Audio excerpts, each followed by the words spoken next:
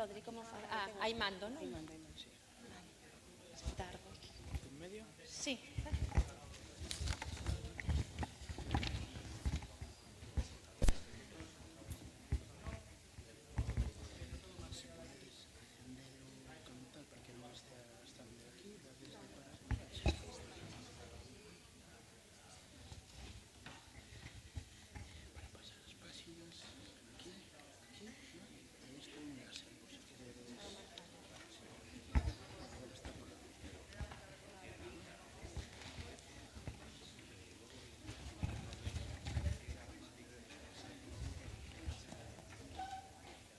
Aí está, tamén, non?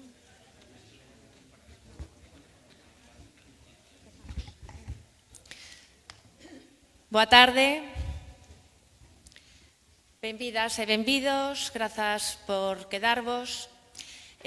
Nada, pola miña banda, dar as grazas por poder participar nestas xornadas, sobre todo presentar esta mesa na que os compañeiros Lluís Torrens e Marta García nos van a acercar a experiencias da renda dende o ámbito municipal. Expondrán as dificultades e os retos que hai por diante. Despois, como na mesa anterior, poderemos conversar e facer preguntas. Vou presentar os compañeiros. Lluís, que é licenciado en Ciencias Económicas pola Universidade Autónoma de Barcelona, mestre en Análise Económica polo Departamento de Economía e o Instituto de Análise Económica. Diplomado polo Programa de Dirección Xeral do Instituto de Estudos Superiores de Empresa da Universidade de Navarra. Actualmente director de Planificación e Innovación da área de Dereitos Sociais no Concello de Barcelona. E Marta é profesora titular de Dereito Administrativo na Universidade da Coruña. Deixou o posto temporalmente para traballar no Concello da Coruña dirixindo a asesoría xurídica. E teño gusto, ademais, de presentala como unha das persoas que formou parte da elaboración e da execución da renda social neste Concello. Así, sin máis, comezamos por ti, Lluís. Bueno, si os parece lo haré de pie y así podré ir viendo. Hay mucha luz, pero bueno, yo creo que se verá, ¿no? Bueno, muchas gracias por invitarme. Os voy a explicar dónde estamos en un proyecto que es el proyecto BEMINCOM, que es la implementación de una renta municipal en Barcelona combinada con políticas activas. Para que tengáis idea, ¿no? El proyecto no va solo, ¿no? de dar una renta a las familias que tienen ingresos bajos, sino que además una parte de estas familias reciben apoyo por parte del propio ayuntamiento en 4 líneas distintas, ¿no? que favorezcan su inserción social o laboral, ¿no? Desde una política de formación y ocupación, lo que serían planes de ocupación, desde una trayectoria en emprendeduría social, en economía social y cooperativa, o sea, que puedan crear su propia empresa o su propio proyecto o insertarse dentro de algún otro proyecto social o cooperativo. Un proyecto más pequeñito que es para las familias que dispongan de su vivienda en propiedad, pues que puedan hacer alguna reforma y poder generar algún ingreso con habitación, alquilando la habitación.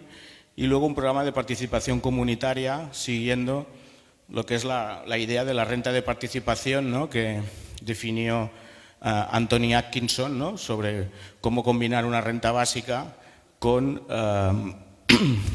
actividades para la comunidad, ¿no? Aquí debajo tenéis las cuantías de lo que se pagan a las familias, ¿no?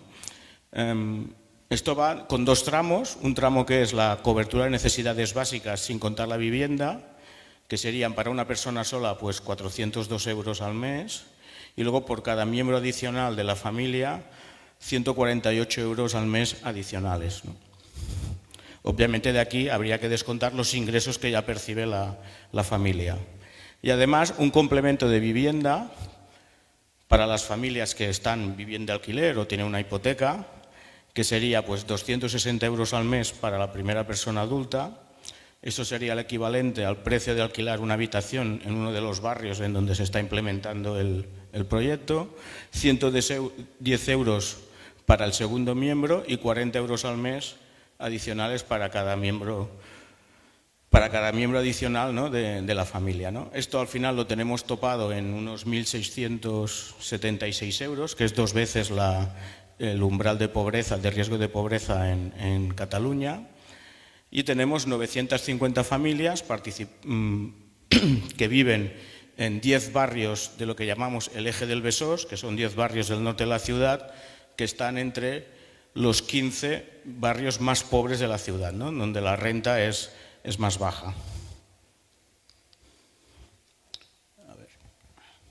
Esto es el diseño del experimento, le llamamos experimento o piloto, en donde lo que tenemos es, por un lado, 1.400 familias que son en donde se escogieron, ¿no?, por un lado las que están percibiendo el soporte municipal, no le llamamos renta municipal, le llamamos soporte municipal de inclusión, de las cuales hay casi 400 que son grupo de control, son familias que cumplen exactamente las mismas características que las otras en términos de pobreza, de estratificación por tamaño del hogar, etcétera, pero que no están dentro del programa, ¿no? Y por el otro tenemos 950 familias que sí que están participando en el programa, de las cuales hay 419 que no reciben ninguna política activa, o sea, sencillamente reciben la renta, de las cuales más o menos la mitad, 233, reciben una renta, lo que se llama no limitada, en el sentido de que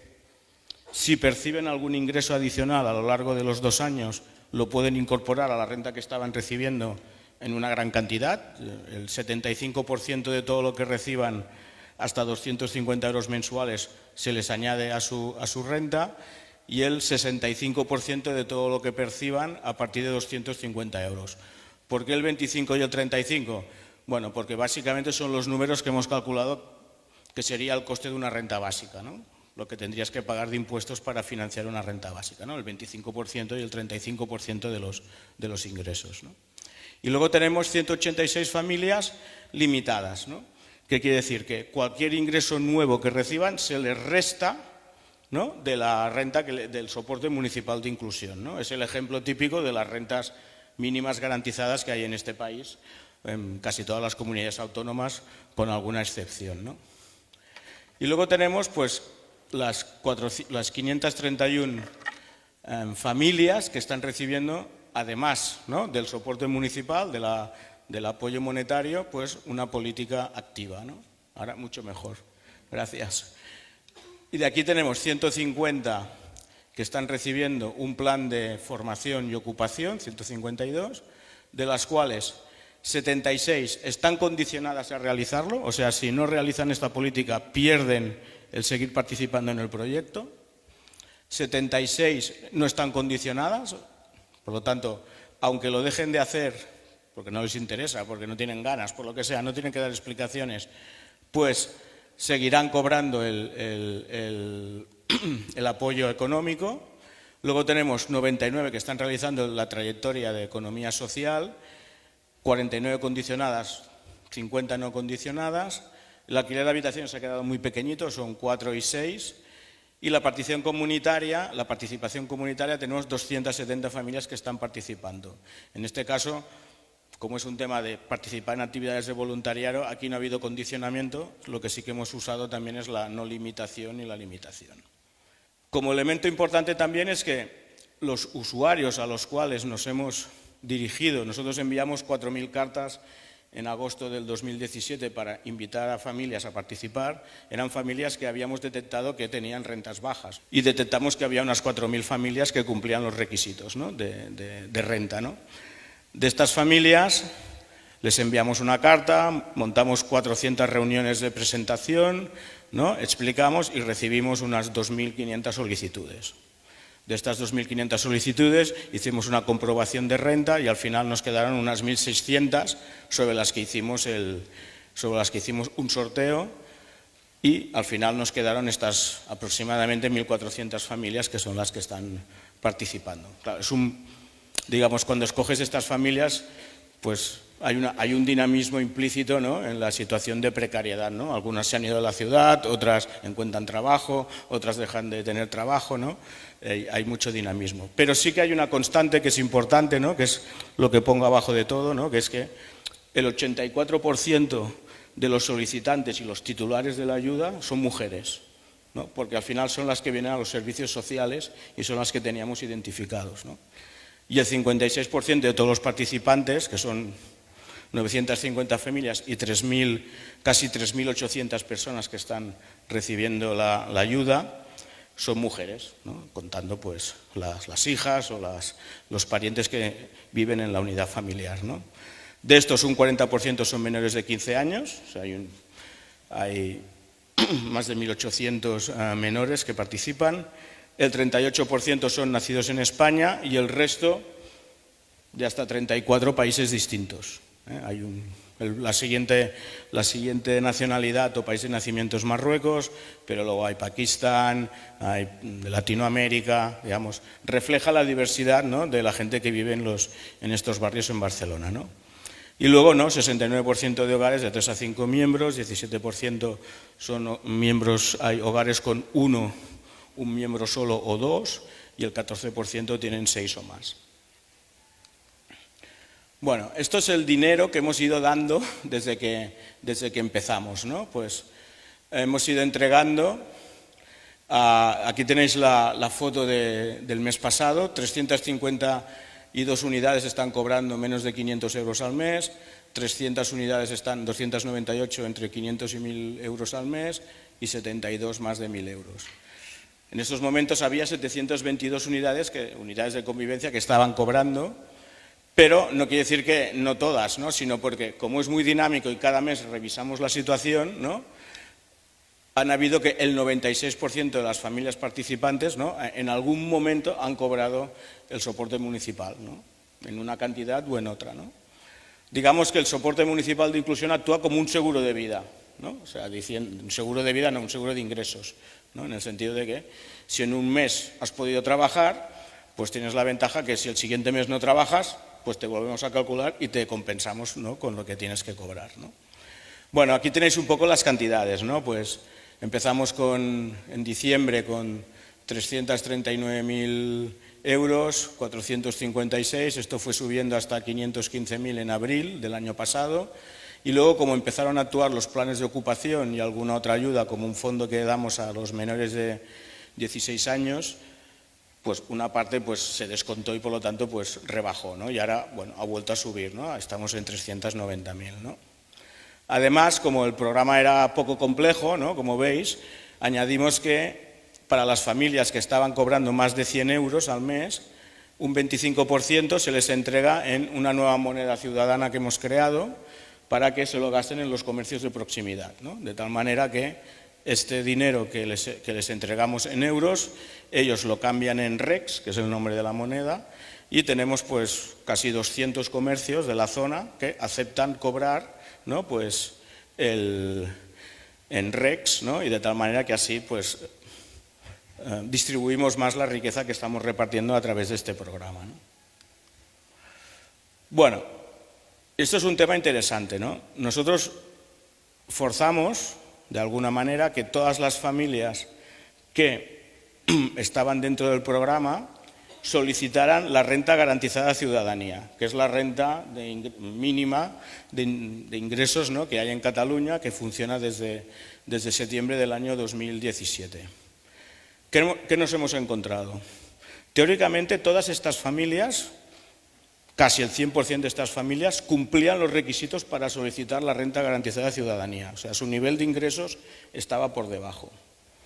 La situación es, primero, si nos fijamos primero en el grupo de control, que son los que no hacemos ninguna actuación, solo una vez al año los encuestamos para saber cuál es su situación, pues solo el 27% habían solicitado la renta garantizada de ciudadanía. O sea, ni siquiera se habían acercado a los servicios de la Generalitat, que es la titular de la ayuda, para solicitar la ayuda, ¿no? O sea, ya tenemos un nivel de no acceso muy elevado. Pero es que de las que lo han solicitado, solo el 30% ha sido concedida. O sea, tenemos un grado bajísimo, ¿no?, de concesión. Por lo tanto, tenemos que, de un total de 1.400 familias que lo habían solicitado, ¿no?, la suma de las que están gestionándose más las que no lo han solicitado, solo se les ha aprobado 121 familias. O sea, estamos hablando de un 6-7% de acceso a una renta que se suponía, por el nombre, que garantizaba que todo el mundo tuviera sus coberturas básicas, ¿no?, garantizadas. A la izquierda tenemos el grupo de tratamiento. Pues el grupo de tratamiento, todo y nuestros esfuerzos de que la solicitaran, en el mes de enero solo había 431 unidades de las 950, el 45% que la habían solicitado. Y aquí solo el 23% de las que la habían solicitado se les había concedido. O sea, el porcentaje todavía era más bajo que las otras. Es posible que aquí haya un efecto, ¿no?, de, bueno, si el ayuntamiento me está dando la ayuda, pues no tengo tanta necesidad de solicitarla a la Generalitat, ¿no?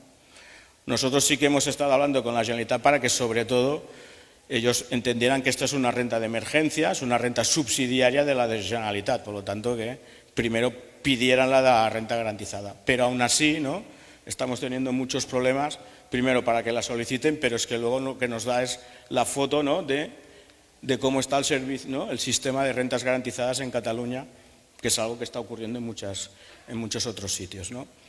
Las cifras oficiales de la renta garantizada en Cataluña nos dicen que la han solicitado más de 100.000 familias y han tenido un ratio de aprobación de menos del 20%. ¿No? Familias que en principio lo cumplían, muchas no cumplían, según la Generalitat, otras han desistido en el proceso por la complejidad de la tramitación y nos encontramos que, según la encuesta de condiciones de vida, hay más de 200.000 familias que cumplirían los requerimientos para recibirla y hay menos de 30.000 que la están recibiendo, ¿no?, después de un año y medio prácticamente de su aplicación. En la ciudad de Barcelona, según datos de nuestros servicios sociales, o sea, aquí no nos estamos inventando nada, sino hemos comprobado las rentas, tenemos más de 50 familias que tendrían que poder recibir la renta garantizada y hay menos de 3.000 que la estén recibiendo, ¿no? Esto para que veáis, ¿no?, cómo funcionan las rentas garantizadas en nuestro país, ¿no? Bueno, ¿qué es lo que hemos hecho, no? Pues hemos puesto a todas estas familias a recibir la renta, a participar una parte en las políticas activas y lo que hemos hecho ha sido intentar evaluar cuál es el impacto, ¿no?, de esto sobre sus vidas, ¿no? El proyecto BEMINCOM es sobre todo un proyecto de evaluación, ¿eh? Es un proyecto en donde la parte más importante es evaluar cuál es el impacto, ¿no?, de esta combinación de políticas bajo una única administración, ¿no?, y bajo una evaluación rigurosa, ¿no?, que la estamos haciendo pues con varias entidades, ¿no?, IVALUA, que es el Instituto de Evaluación de Políticas Públicas, el IGOP, que es el Instituto de Gobierno Público de la Universidad Autónoma, la Young Foundation, que es una fundación inglesa que hace lo que se llama investigación etnográfica, o sea, evaluación cualitativa de las políticas y, sobre todo, ¿no?, pues esto, definir primero un grupo de control al cual no se le aplica la política y un grupo de tratamiento al cual se le aplican las políticas y ver qué diferencias hay entre los que participan y no. Se hizo antes de que las familias supieran que iban a participar en el proyecto, o sea, antes de que supieran si habían ganado en el sorteo participar, se les pasó una encuesta con preguntas del estilo de la encuesta de condiciones de vida, más algunas otras preguntas sobre salud, sobre bienestar subjetivo, etc. Y al cabo de un año se hizo una encuesta de seguimiento. Bueno, hemos tenido bastante suerte, ¿no?, en donde hemos tenido, pues, en el caso de la tasa de respuesta, estos datos están, perdona, pero están al revés. Hemos tenido una tasa de respuesta de sí, este dato está al revés, 60% de sís que nos han respuesto en el grupo de control y un 86% de los que están en el grupo de tratamiento. Esto contrasta bastante con el piloto que se ha hecho en Finlandia hace poco, salieron los resultados, ¿no?, en donde las tasas de respuesta eran del 20 o del 30%, 20% para los grupos del grupo de control y 30% para los que habían participado en el piloto de Finlandia. Por lo tanto, estamos contentos porque los resultados parece que serán significativos, ¿no? ¿Cuáles son las dimensiones sobre las cuales preguntamos, ¿no? Pues sobre la parte no monetaria, la laboral, financiera, bienestar, privación, salud, comunidad, etcétera. Y luego, ¿cómo lo preguntamos? Pues preguntamos los resultados del grupo de tratamiento sobre el grupo de control, sobre si han recibido una política condicionada, ¿no? La ayuda ha sido condicionada o no condicionada, si la ayuda era limitada o no limitada y si realizaban política activa o no realizaban política activa. Esto es los primeros, digamos, evaluaciones que hemos hecho, ¿no? Se pueden hacer muchísimas más, pero hemos empezado por aquí. Entonces, ahora os voy a presentar pues, rápidamente pues, algunos resultados, ¿no?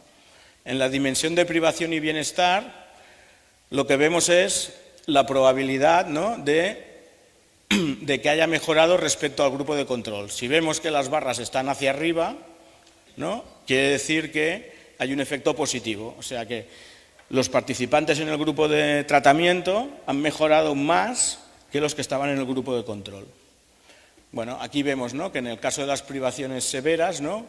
la reducción en puntos básicos, ¿no? pues ha sido pues esto, ¿no? pues 1, 0,5, etcétera, ¿no? En cambio, en el nivel de bienestar, esto es la disminución del nivel no de bienestar, sino de infelicidad.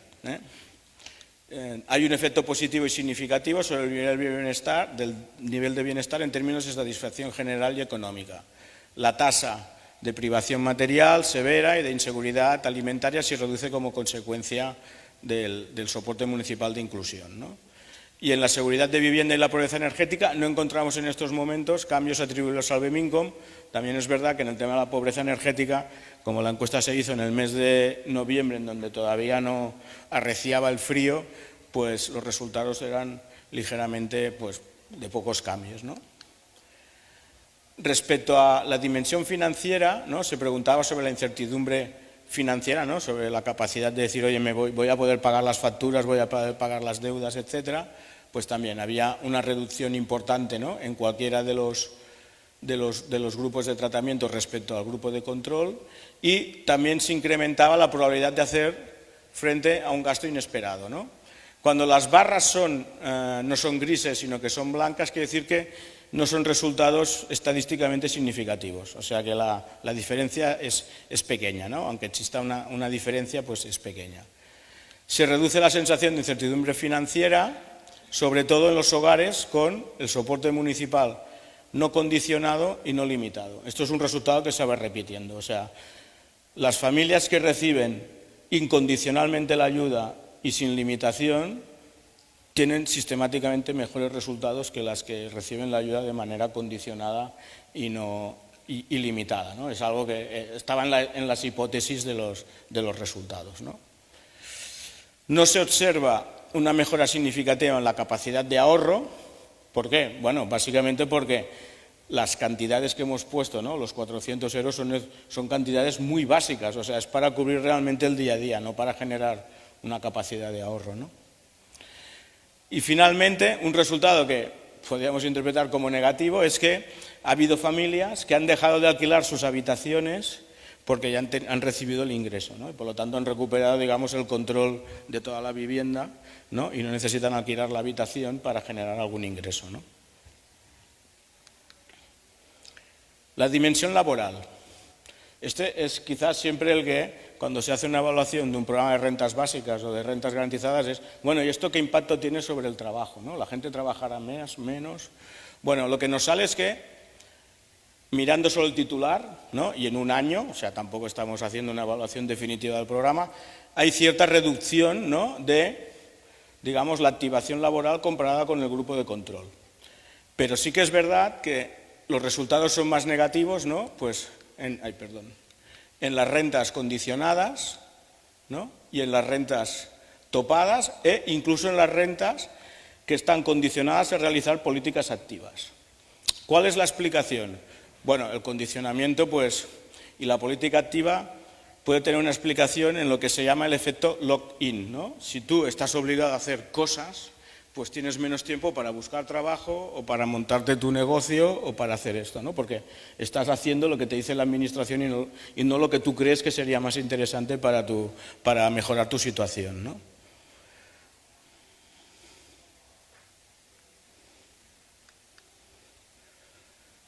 En salud lo que tenemos son, bueno, cambios no significativos en la percepción de la salud, pero sí tenemos cambios bastante significativos en la probabilidad de desarrollar enfermedades mentales, ¿no? Depresiones, ansiedad, etcétera, ¿no? Más de 9 puntos, ¿no? Y de manera significativa, ¿no? ¿Por qué? Bueno, sabemos, ¿no?, que la probabilidad de desarrollar una enfermedad mental en una situación de precariedad o de vulnerabilidad en los ingresos es muy elevada. Tenemos grupos en donde el 100% están recibiendo apoyo psicológico, ¿no? Ya aparte de si van al psiquiatra, etcétera, ¿no? Mejora la calidad del sueño, ¿no? Y se reduce sobre todo el nivel de estrés, ¿no?, de conseguir cubrir las necesidades en el día a día, ¿no? Comunidad. Una de las cosas que, sobre todo con la política 4, ¿no?, que es la de acción comunitaria, estamos intentando ver si hay una mejora, ¿no?, de las relaciones, ¿no?, de estas personas con su comunidad. Bueno, vemos un efecto positivo sobre la probabilidad de realizar un voluntariado, sobre todo pues, en las que están en la política activa de trabajo comunitario, y aumenta la probabilidad de disfrutar de actividades de ocio social, ¿no?, que eran prácticamente inexistentes o muy poco, ¿no?, con este tipo de familias, ¿no? Una de las entidades que también nos ayuda a hacer la evaluación es ICTA, que es el Instituto de Ciencias Ambientales de la Universidad Autónoma de Barcelona, y ellos se encargan de hacer un análisis de bienestar subjetivo, ¿no?, de felicidad, ¿no?, con unos cuestionarios estandarizados, ¿no? Pues, por ejemplo, esto es el cambio que han percibido las familias del grupo de tratamiento respecto a la situación que tenían antes de iniciar, ¿no?, el piloto. La satisfacción con la vida ha subido un 28%, ha pasado del 5 al 6,4 sobre 10. La media general, según la encuesta europea de satisfacción con la vida es de 7,5, o sea, hemos reducido a menos de la mitad el gap que hay entre estas familias, ¿no?, y la media de la población, ¿no? Y esto es una gráfica que compara, ¿no?, el nivel de satisfacción con la vida con la situación de salud autopercibida, ¿no? La amarilla es antes, ¿no?, en la encuesta que se hizo antes de entrar en el proyecto, y la azul es la siguiente. Bueno, ya vemos, ¿no? O sea, hay una mejora en cualquier nivel, ¿no? Y luego hemos hecho, ¿no?, el estudio etnográfico, ¿no? El estudio etnográfico es más complejo porque se trata de hacer 40 entrevistas en profundidad con familias a las que se las está siguiendo desde el principio del programa hasta que acabe, y 200 familias más se les está haciendo también pues, encuestas cualitativas, ¿no? Y ahora aquí solo os pongo algunas frases, ¿no?, sobre lo que está ocurriendo, ¿no? Bueno, frases que un poco te ponen los pelos de punta, ¿no?, de la situación que están viviendo, ¿no? La primera es esta, ¿no? Puedo pagar la escuela, podemos comprar comida, podemos comprar ropa, ¿no? Estoy un poco mejor, ¿no? Estoy en una mejor posición para buscar empleo, ahora puedo imprimir mi currículum, puedo coger el metro, puedo coger el bus para ir a una entrevista de trabajo, ¿no? Antes no podía hacer ni esto, ¿no? Bueno, es difícil salir del hoyo cuando no se tienen opciones, ¿no? Pero cuando tus necesidades están cubiertas, pues el bloqueo mental que te reduce tu coeficiente intelectual, ¿no?, como dicen los psicólogos del comportamiento, cuando estás en una situación de estrés financiero, pues te mejora, ¿no? O en temas de salud, ¿no?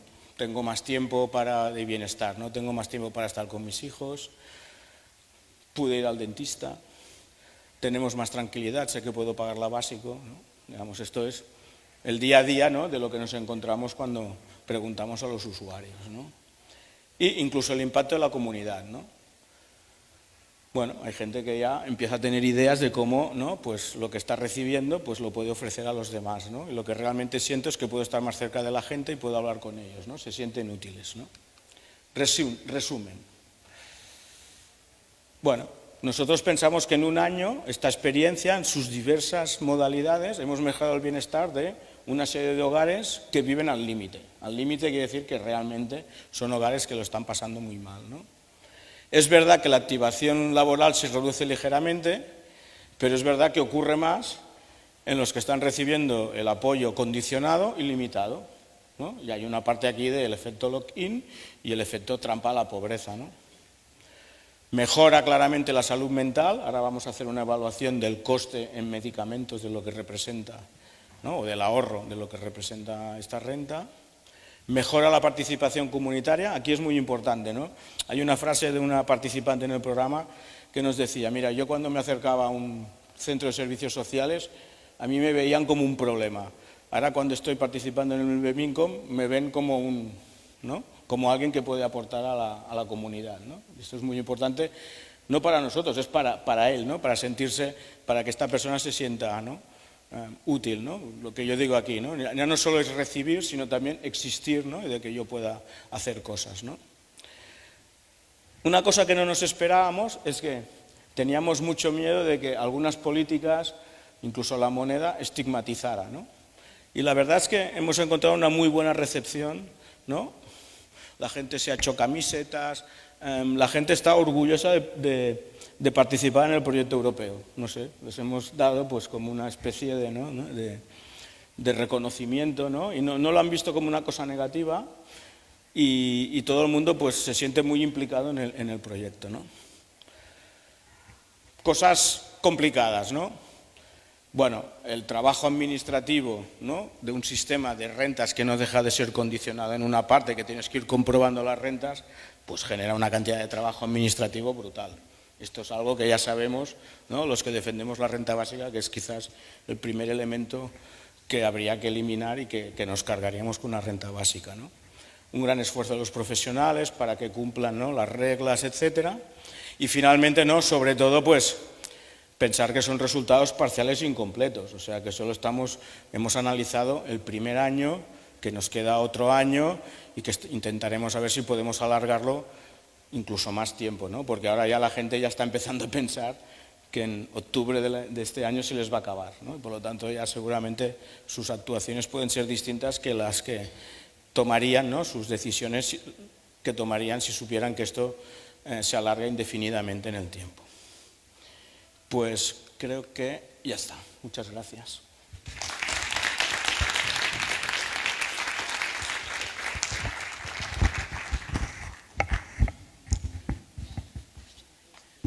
Moitas gracias, Lluís, por la túa exposición. Pasamos a Marta. Gracias.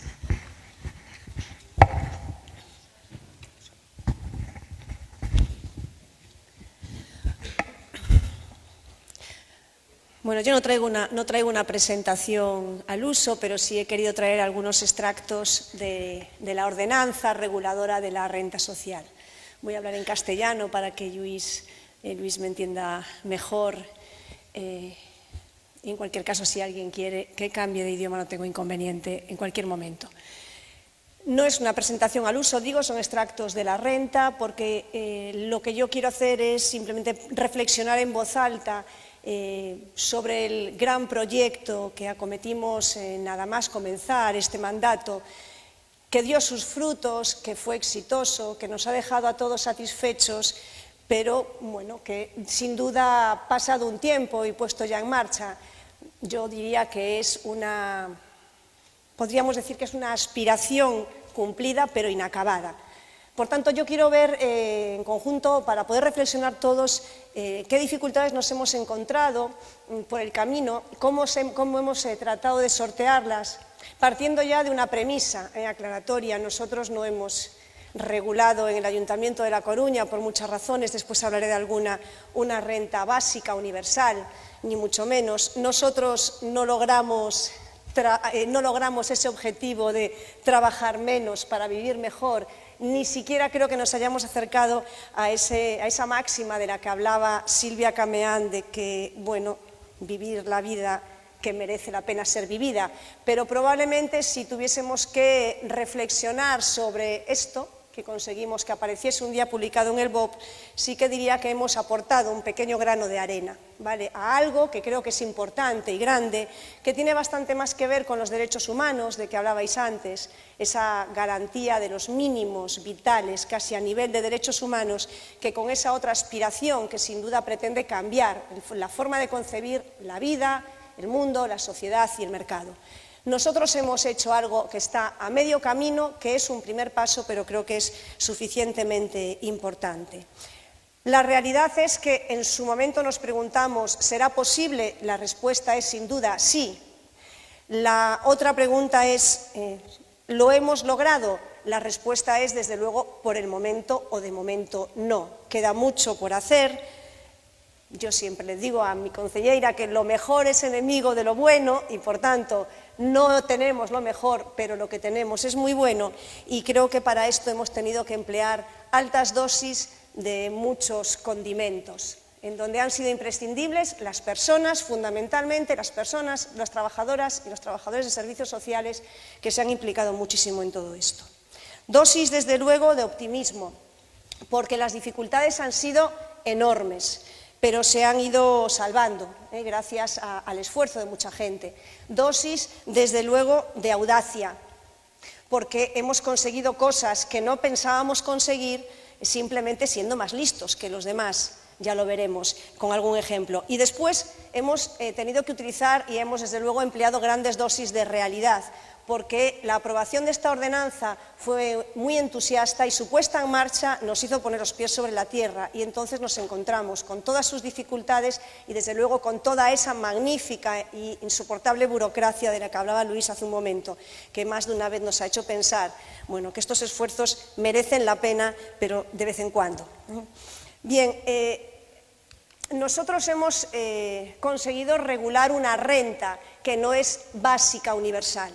Es una renta social municipal, pero que tiene algunos elementos que podrían considerarse de la renta básica universal. Le faltan otros, ya veremos qué, fundamentales, que no digo que no puedan llegar a alcanzarse, pero hay que pelear por ellos. Fundamentalmente, el gran éxito de la renta social es que es una prestación económica, que dicho así puede no significar nada, pero a los que hemos estado en la elaboración de este producto sabemos que ha sido una gran conquista. Durante mucho tiempo concebimos esta renta como una subvención, como una ayuda a los desfavorecidos, y no como una prestación económica que de modo periódico perciben las familias.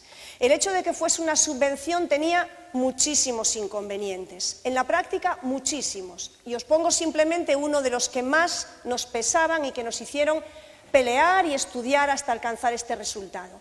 Siendo una subvención, exigíamos, por ejemplo, la justificación de los pagos realizados, o siendo una subvención, por ejemplo, podían quedar fuera de la renta personas que tuviesen deudas con la propia administración. Por tanto, el pobre de solemnidad, que además fuese deudor del ayuntamiento, no tenía acceso a la renta si la renta era una subvención. Conseguimos vencer este obstáculo, la pelea fue numantina y no voy a entreteneros con ella, pero lo cierto es que una de las grandes conquistas de la ordenanza es haber podido decir en su artículo 1, bajo el epígrafe, bajo el título objeto, que estamos ante una renta social municipal como prestación económica. Quizá es uno de los grandes éxitos de la regulación que hemos logrado y, sin duda, aquí ha intervenido mucho de esa audacia que en su momento os dije que habíamos empleado y que aquí cobra toda su fuerza. La segunda gran dificultad que nos hemos encontrado ha sido el encontrar el título competencial. La renta social municipal la hemos aprobado porque nos hemos considerado competentes para aprobarla. Y eso ya fue en sí mismo una gran pelea, una gran lucha, porque hay una cierta tendencia en un país como el nuestro, configurado como un Estado compuesto de las autonomías, en que todas las entidades territoriales parecen querer ser las competentes, cuando después a lo mejor no ejercitan, como esperamos de ellas, esas competencias. Este ayuntamiento se empeñó en reclamar sus competencias para aprobar la renta social municipal y después de una dura batalla se consiguió este reconocimiento. ¿Cómo? Diciendo que estábamos actuando para la atención inmediata de las personas, que es lo único que nos permite la legislación actual para actuar en esta materia de servicios sociales. Aprobamos una renta social bajo el título competencial Atención inmediata a las personas que tienen necesidades. Esto que nos permitió aprobar la ordenanza y no ser impugnada por nadie, es a la vez, creo, un gran lastre para la propia ordenanza. Porque realmente el hecho de ser, y no leáis todo esto, es una chuleta para mí, no para vosotros, el hecho de ser una ordenanza aprobada bajo el título competencial Atención inmediata a las personas con necesidades ha reducido la renta social municipal al pago de cantidades a personas que están en situación de exclusión social o en riesgo de exclusión social. Es decir, estamos entregando una especie de renta mínima, y decíamos antes la diferencia entre renta básica y renta mínima, estamos haciendo algo así como entregar una renta mínima a aquellas familias que más lo necesitan, por tanto muy lejos de las aspiraciones de la renta básica universal. Identificamos a las familias que están en riesgo de exclusión social o que están inmersas en una situación de exclusión social y les entregamos una cantidad económica, y ya veremos, condicionada, dentro de las modalidades que exponía Luis, condicionada al seguimiento de un determinado itinerario. Renta, por tanto, para situaciones de exclusión social, no para toda la ciudadanía, y una renta condicionada al seguimiento de un determinado itinerario, a la realización activa de ciertas políticas activas que es una de las quizá cuestiones que más nos estamos planteando en estos momentos. En tercer lugar, y quizá como tercera característica importante, insisto, primero, prestación económica, segundo, de competencia municipal, y tercero, el carácter subsidiario de esta renta respecto a la renta de inserción autonómica, el equivalente a la renta que hace poco nos exponía Luis por parte de la comunidad autónoma. Nosotros concedemos la renta social municipal a quien no tiene acceso a la RISGA, ¿vale? A quien no tiene acceso a la renta de inclusión autonómica. A su vez, esto nos plantea muchísimos problemas que nos exigen revisar permanentemente nuestros propios planteamientos. La renta social municipal tiene una cuantía mayor que la RISGA y el que tiene la RISGA no puede tener la renta. La RISGA tiene un volumen elevado de denegaciones o de retraso en su concesión que a veces dificulta los tiempos de percepción económica. En fin, en la gestión diaria, lo saben bien los trabajadores sociales y las trabajadoras sociales que están aquí en la sala, en la gestión diaria compatibilizar RISGA y renta se está convirtiendo en un verdadero problema. Yo sueño con que algún día a alguien se le ocurra decir: si el Ayuntamiento de La Coruña quiere hacerse cargo de la gestión, que gestione, y ahí van nuestros fondos, y que los ordenen. Al fin y al cabo, ¿quién más da? Quien sea quien entrega, lo importante es quien recibe. Y si estamos dispuestos a gestionar esos fondos, que alguien nos los transfiera y hagamos un fondo común, una gran bolsa de recursos económicos y repartámoslo nosotros, ayuntamientos, que somos los que estamos más próximos a los vecinos con necesidades y somos los que conocemos las dificultades de las familias. No creo que tenga mayor sentido el estar distribuyendo las cajas de los fondos cuando los trabajadores y las trabajadoras de servicios sociales son únicos y son ellos los que están atendiendo a las familias. Esto genera muchísimas disfunciones y creo que es un problema más de modelo de Estado autonómico que de modelo de convivencia básico. Plazo de la renta, cuarta característica que quiero poner de manifiesto. Otro de los puntos en los que fuimos audaces. Bajo el convencimiento, porque teníamos ese convencimiento de verdad, fruto del estudio y del debate en el grupo de trabajo donde estábamos preparando la renta, de que la percepción de la renta durante 6 meses es una frustración. Y ese temor que decía Luis, que empieza a cundir ahora, que se acaba el proyecto y que va a pasar, era algo que había que evitar a toda costa. Pero tampoco podíamos poner una renta incondicionada en el tiempo, porque no teníamos la comprensión de los que velan por las arcas municipales. Bueno, pues pongamos un plazo mínimo, ordinario, 6 meses. Propongamos que este plazo puede ser prorrogado mientras los informes de los trabajadores y las trabajadoras sociales acrediten que se mantienen las circunstancias hasta 18 meses.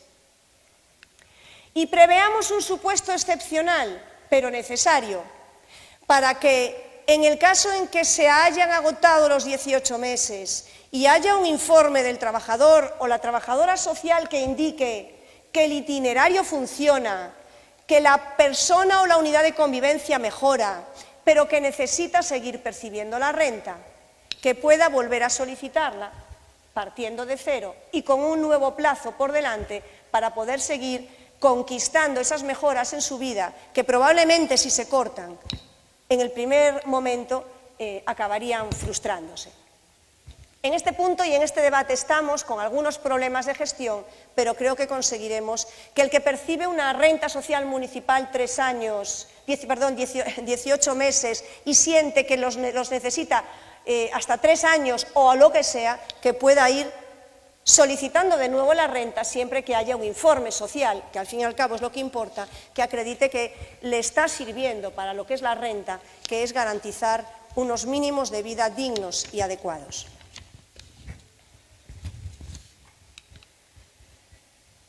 Tal y como nos exponía Luis, hay 2 modelos de percepción de prestaciones económicas, condicionadas, no condicionadas, con políticas activas, sin políticas activas.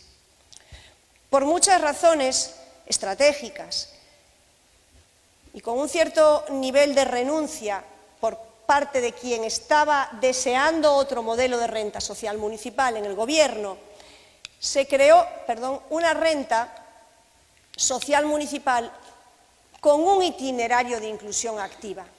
Es decir, al perceptor o a la unidad de convivencia perceptora de la renta se le vinculaba necesariamente con la realización de una serie de acciones encaminadas, como dice la ordenanza, bien a mejorar una situación de desempleo, por ejemplo, con acciones dirigidas a la capacitación laboral, mejora de la empleabilidad, desempeño de actividades socialmente útiles, etcétera, bien a mejorar una situación de exclusión residencial, con acciones dirigidas al acceso a una vivienda, a un servicio residencial o a cualquier otra fórmula de residencia, o bien a objetivos de carácter personal, como puede ser la administración, la gestión del ahorro, la adquisición o mejora de habilidades y competencias sociales básicas, etc.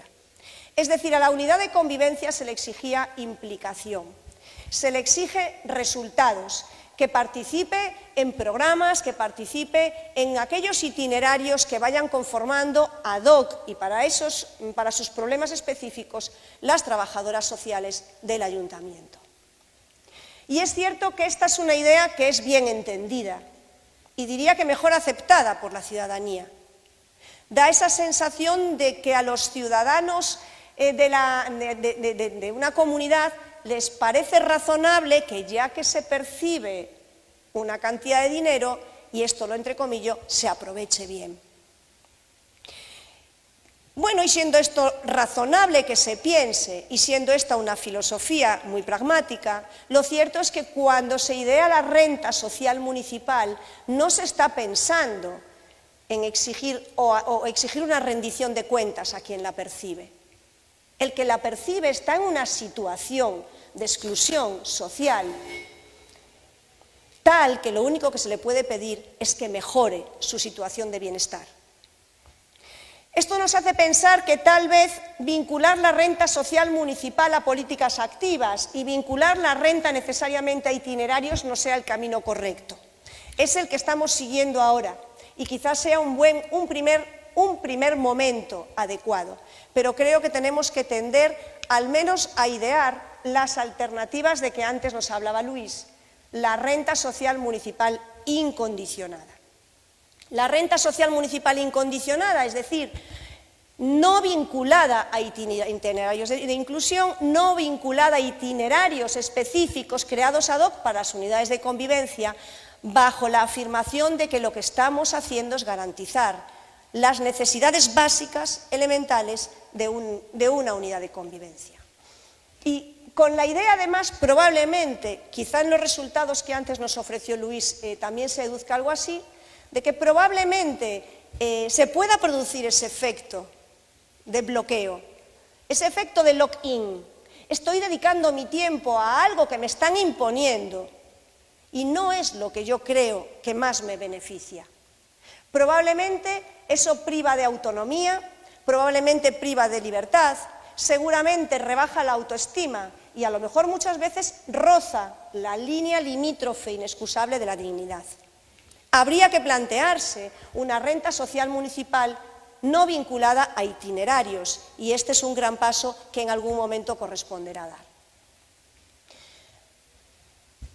A continuación, y sin necesidad de repasar la renta, bueno, pues hay un montón de requisitos, ¿vale?, que se ponen a las personas solicitantes y que tienen que cumplir.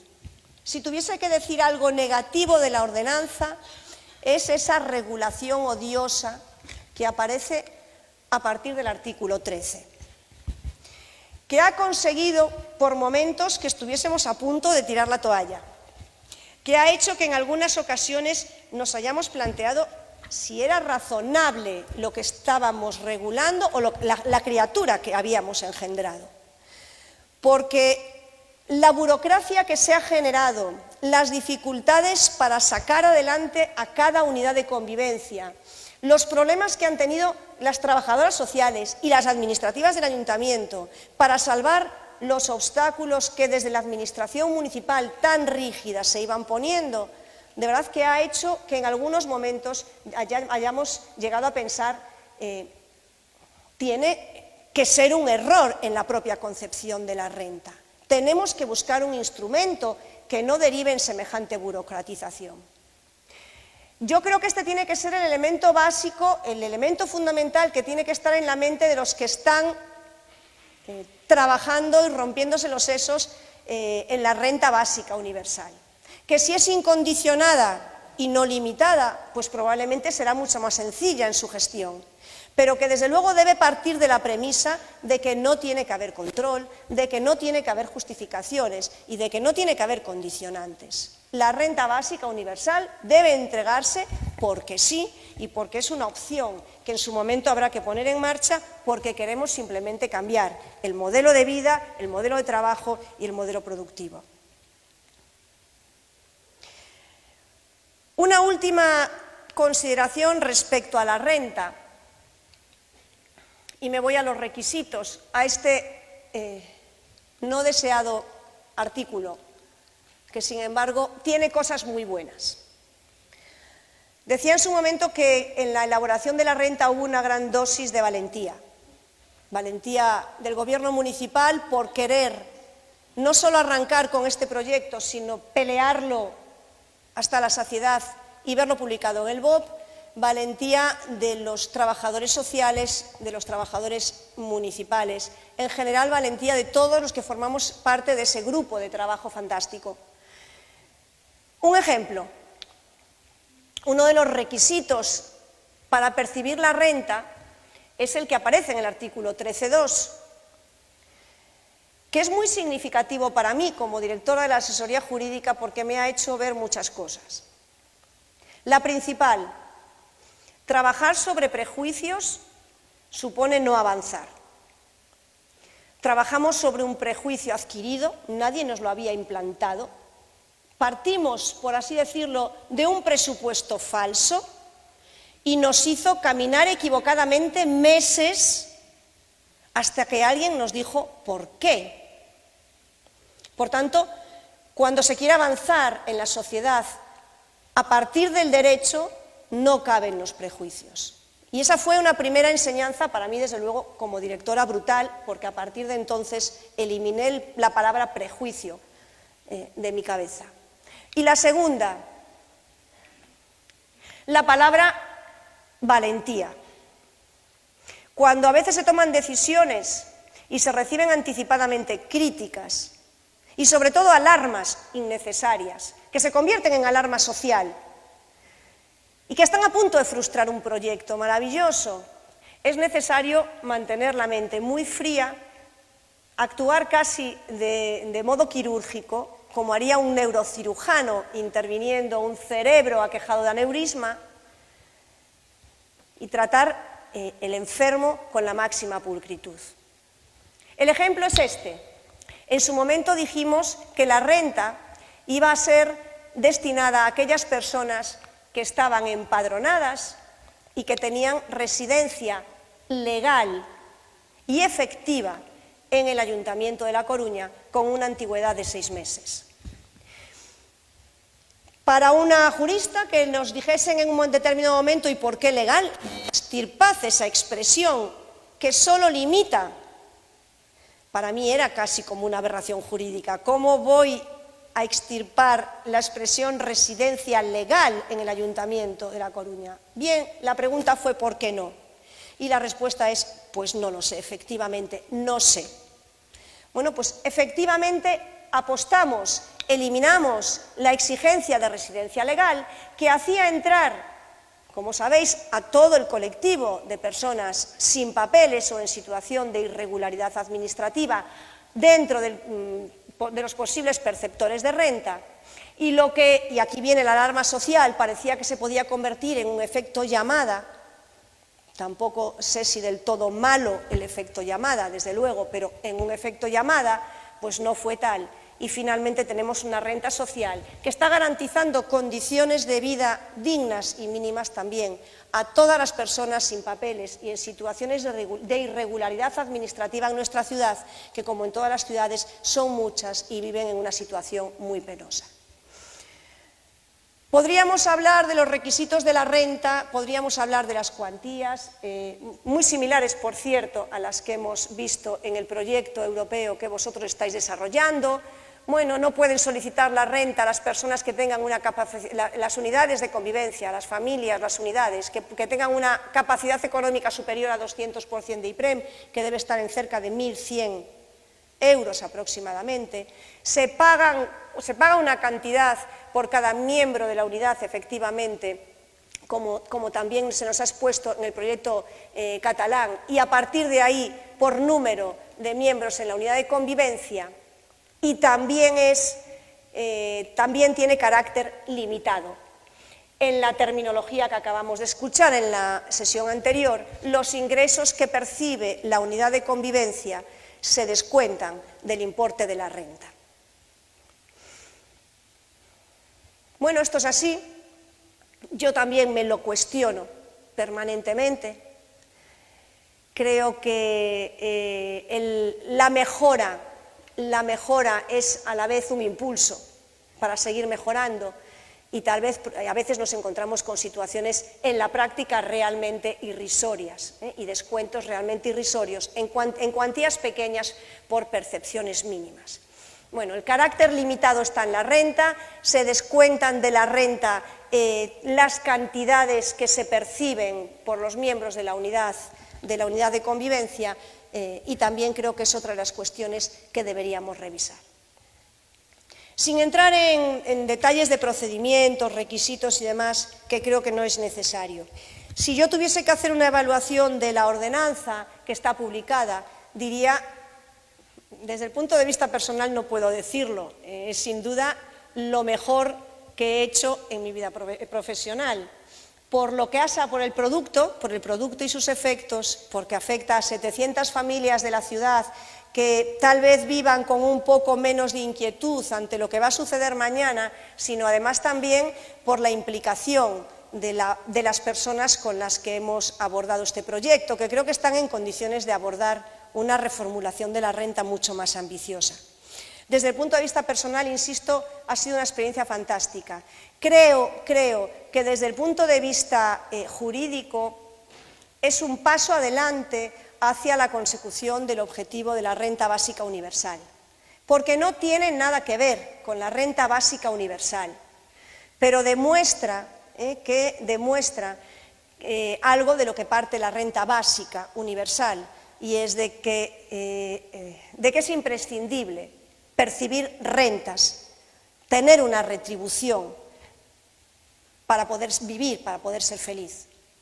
Nosotros nos centramos en familias con exclusión social, por el momento no hay otra forma de hacerlo. Ojalá algún día podamos pensar que todos los ciudadanos del planeta tienen derecho a percibir una renta por el mero hecho de ser ciudadanos del planeta, y que eso nos lleve a replantearnos el consumo, que nos lleve a replantearnos el modelo de vida, que nos lleve a volver a poner el trabajo en la dimensión en la que debería de estar, y que podamos empezar a realizarnos con cosas distintas, a trabajar para vivir, que en realidad se ha convertido en un vivir para trabajar. Nada más, muchas gracias.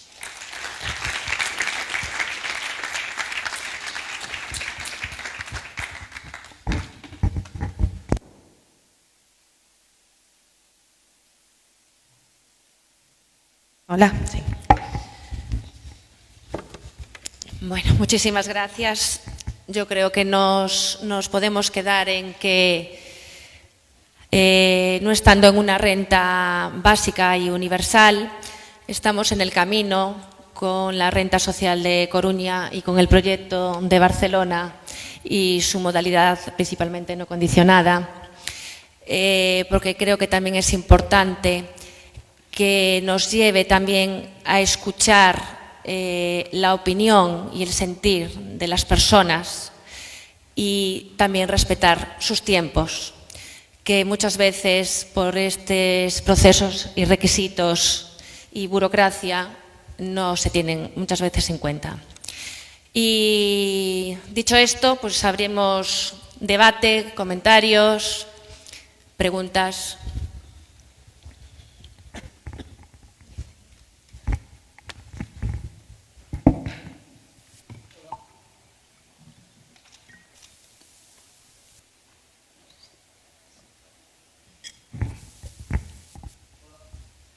¿Te pasamos este?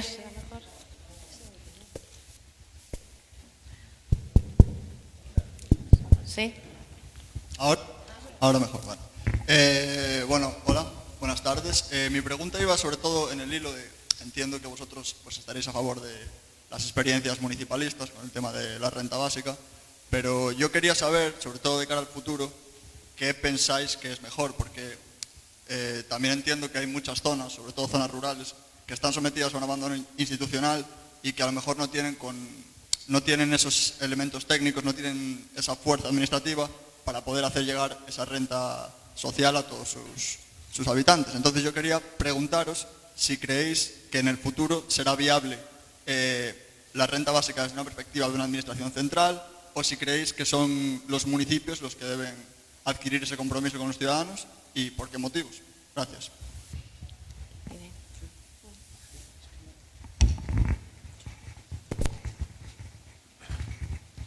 La renta básica cuesta dinero, ¿no? Y los ayuntamientos no tienen los recursos para pagarla. Esto es un proyecto de Estado, por varias razones, ¿no? La primera, porque la capacidad tributaria para financiar la renta básica a través de impuestos que sean redistributivos, como el impuesto de la renta o el impuesto del patrimonio o cualquier otro impuesto pues con capacidad potente, pues tiene que venir del Estado, ¿no? Pues un ejemplo, en Barcelona implementar una renta básica costaría 8.000 millones de euros cuando el presupuesto del Ayuntamiento de Barcelona es de 2.800, o sea, no tiene la capacidad. Lo que sí que podemos hacer es poner una presión insostenible entre La Coruña, entre nosotros, entre otras experiencias sobre el Estado, ¿no? Y demostrando que esto funciona y que esto mejora la calidad de vida, ¿no? De las personas. Sí que es verdad que para que sea eficiente, dada la estructura de la propiedad que existe en España, ¿no? En donde más o menos, ¿no? la mitad de las familias viven en hogares de plena propiedad o concesión gratuita, la otra mitad viven hipotecadas o en alquiler. No es lo mismo dar una renta básica de, no sé, 600, 700, 800 euros a una persona que tiene que pagar el alquiler, que seguramente en Barcelona solo pagará el alquiler y ya está, y no comerá, ¿no? Que a una persona que ya tiene la vivienda pagada. Por lo tanto, es muy posible que la renta básica se tenga que implementar en dos tramos, por lo menos. Un tramo que recoja la parte de necesidades básicas sin vivienda y un tramo adicional en función de las necesidades y de los diferentes costes de acceso a la vivienda. No es lo mismo acceder a la vivienda en A Coruña que en Barcelona, que en un pueblecito, ¿no? Y ya que hablas de pueblecitos, no se me ocurre mejor medida para combatir la desertización del campo, ¿no? De esta Laponia del sur que llamamos a todo lo que rodea Madrid, la meseta se está quedando absolutamente vacía. Bueno, incluso aquí en Galicia, ¿no? Está perdiendo población, que una renta básica para favorecer que la gente vuelva a ocupar los pueblos, ¿no? Sí, simplemente completando esto último, en los estudios sobre renta básica universal, uno de sus grandes efectos positivos está la recuperación del campo, efectivamente, porque habrá gente que opte por quedarse de donde se va buscando trabajo y habrá gente que opte por volver a donde tiene una mejor calidad de vida porque tiene garantizada la subsistencia. Y en cualquier caso, yo creo que la pregunta no debe ser quién debe asumir la renta básica, simplemente es el qué asumamos la renta básica, y da lo mismo quien la gestione, y da lo mismo quien la organice, quien la legisle y quien la regule, que se haga. Y en cualquier caso, efectivamente habrá una parte que garantice la igualdad de todos los españoles ante la ley, como dice la Constitución, que corresponda afrontar al Estado, y luego puede haber, evidentemente, otros tramos diferentes en función de las singularidades territoriales, porque la renta básica universal también tiene esa labor de equidistribución, que se cuestiona por muchos. En cualquier caso, yo sí que insistiría en una idea que se puso de manifiesto en la mesa anterior, que fue fantástica, y es cuidado con descuidar los servicios públicos, que uno de los grandes riesgos de la renta básica es que se nos pretenda sustituir la renta básica por los servicios esenciales, y yo creo que deben de ser complementarios. Espera, está. Y Nancy. Sí.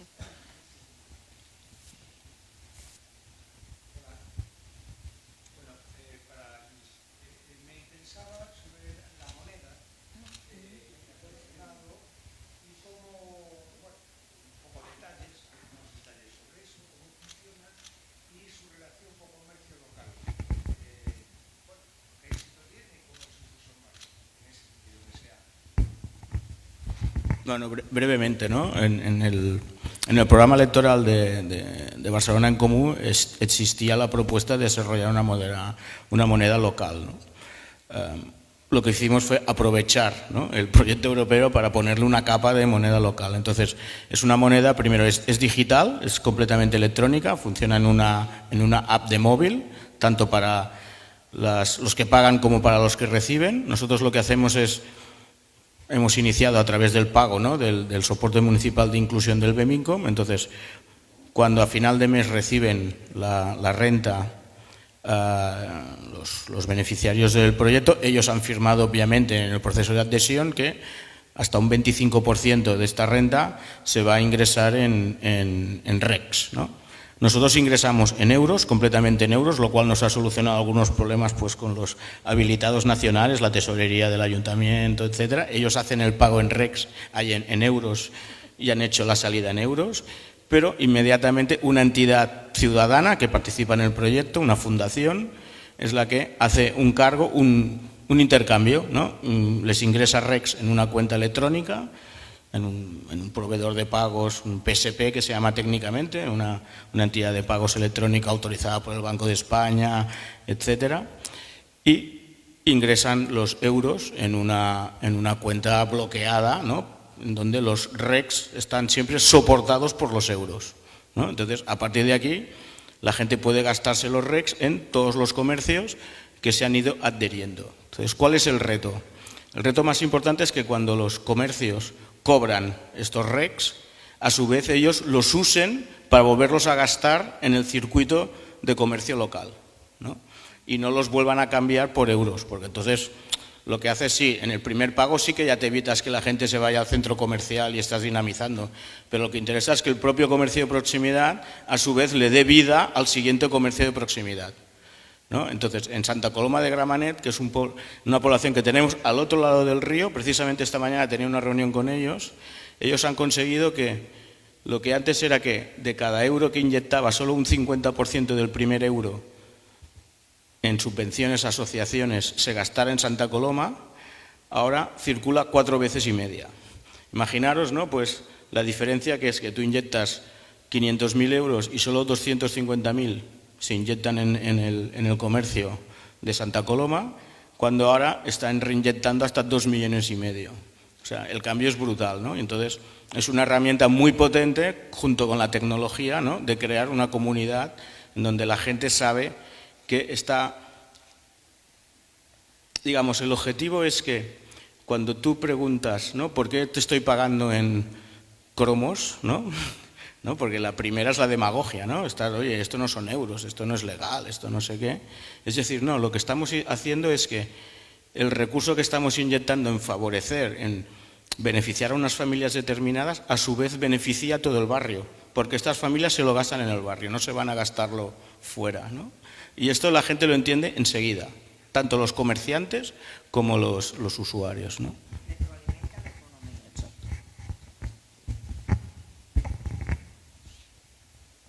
Por favor, ¿qué tenéis ahí? A ver, ahí adelante y luego ese señor.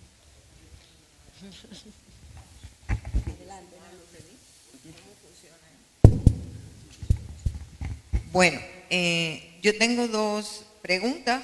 Una va a ser para él, pero la voy a hacer después, y era parte de lo que ya le preguntaron. Y la otra va a ser más bien un comentario o una opinión, expresar mi opinión en altavoz. Ya en la parte anterior dije que yo veía la renta social municipal como un camino, una vía o un comenzar a andar hacia la renta básica. Y como beneficiaria de la renta social municipal, yo me voy a atrever a decir las ventajas que tiene. Por ejemplo, ahorita usted hacía referencia a la RISGA, y en cuantía, evidentemente, la renta social municipal es superior. Por otra parte, independientemente de que existen algunos tropiezos, algunos inconvenientes en la tramitación de los documentos, siempre, o al menos por mi experiencia, el periodo que tarda la renta social municipal es menor, superiormente, que el de la RISGA. Por otra parte, también yo veo como positivo el hecho de que esta renta se pueda ir prorrogando, independientemente de que a lo mejor se podía, claro, estamos en una etapa experimental, aunque ya va para 2 años, agilizar un poco la tramitación de los documentos, aunque independientemente de que es normal entender que son muchas personas, en estos momentos son 700 beneficiarios de la renta social municipal, y no es tarea de 1 minuto, ¿entiende? Entonces, por otra parte, se me olvidó. Lo de incondicionalidad y condicionalidad. Yo, por mi parte, veo que el tema de que se tenga un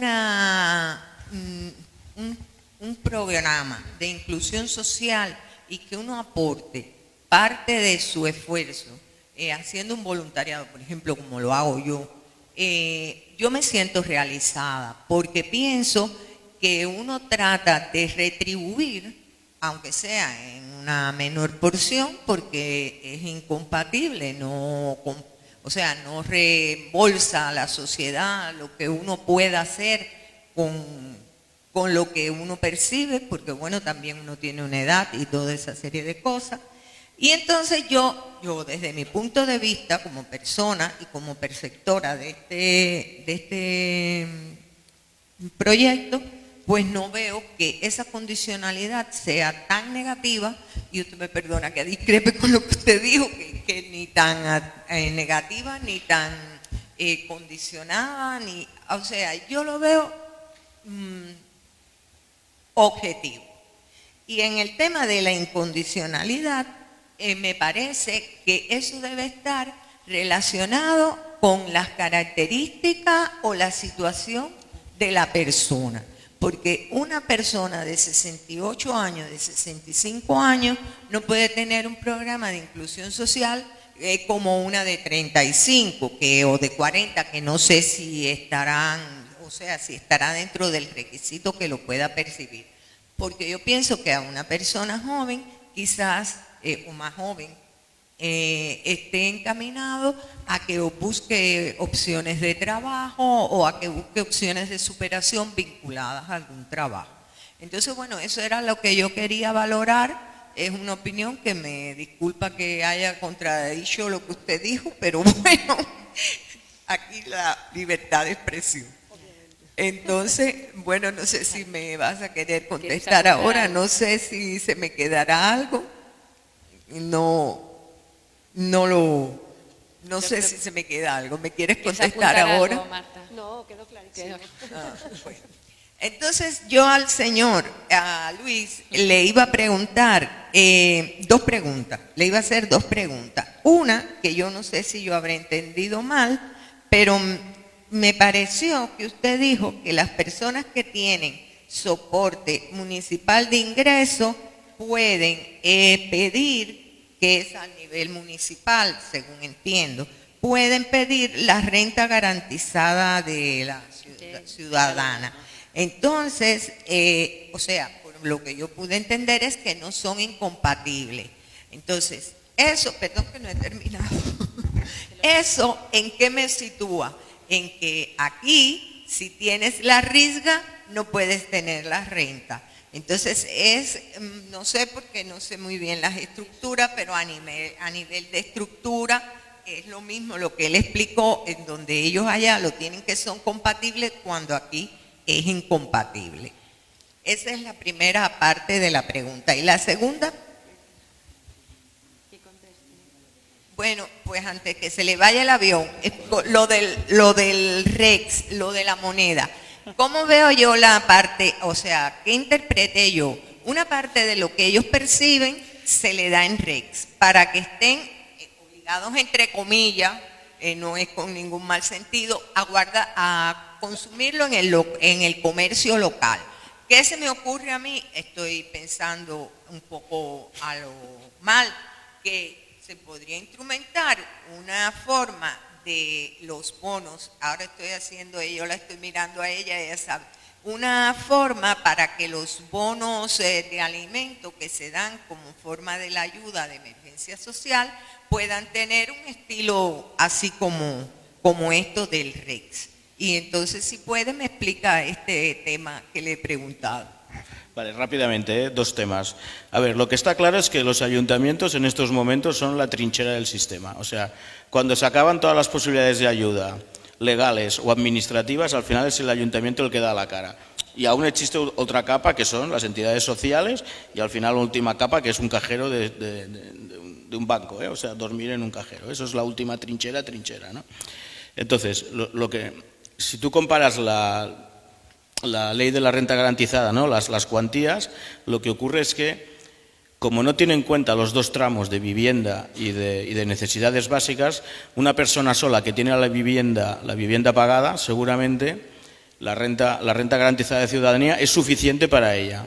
En cambio, si es una persona con más hijos, una familia con hijos, etcétera, y que tiene que pagar el alquiler, nuestra ayuda es superior. Por lo tanto, ella puede solicitar el complemento, ¿no? Entonces, lo que nosotros pactamos cuando salió la ley de renta garantizada es que en la ley de renta garantizada existe un párrafo que dice que esta renta garantizada de ciudadanía es compatible con ayudas de emergencia de los ayuntamientos, ¿vale? Siempre que en la propia ayuda, como es el caso del BEMINCOM, se reconozca esta subsidiariedad, ¿no? Aquí la palabra clave es la subsidiariedad.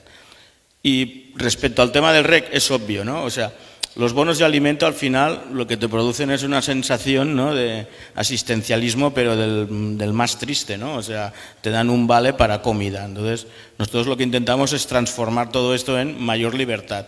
Y dentro de esta libertad, es verdad, ponemos una restricción, pero que pensamos que es una restricción por el bien común, ¿no? Intentar que este gasto se haga en los propios comercios de proximidad, ¿no?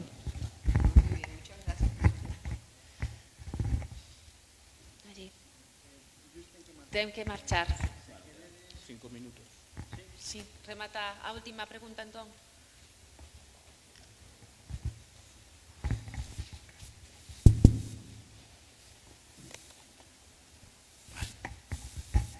Un par de cuestiones muy concretas. Estoy trabajando desde hace unos años en una candidatura municipalista humilde. Trabajo en Ganemos Jerez. Desde lo que somos, quisiera agradeceros y animar a vosotros y a todas las que estáis implicados en esta historia por compartir estas experiencias y por el trabajo que estáis realizando. Y a otro nivel de las cosas, un par de cuestiones, una cuestión más pragmática. Alguna idea sobre los montantes económicos que estamos hablando en ambas dos experiencias. Digo, para llevarlo a mi realidad y situarlo dentro de los contextos presupuestarios de mi realidad. Gracias.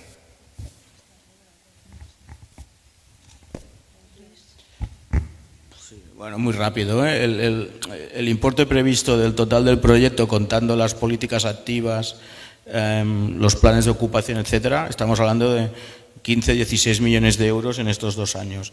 Lo que es la renta, he puesto los números, estamos hablando de unos pagos de unos 500 y pico euros por familia, o sea, estamos hablando de unos 400.000 euros mensuales, ¿no? Entonces, es fácil hacer los números, ¿no? O sea, Yo no lo sé, pero tengo a quien preguntárselo. Está concelleira en la sala. Concelleira, ¿cuánto está presupuestado en el presupuesto fracasado de 2019 para renta social? 1,5 millón de euros. Gracias. Bueno, pues entonces pechamos aquí esta mesa. Dar las gracias a Luis y a Marta, a vos por estar aquí en esta tarde. Mañana continuamos. Gracias.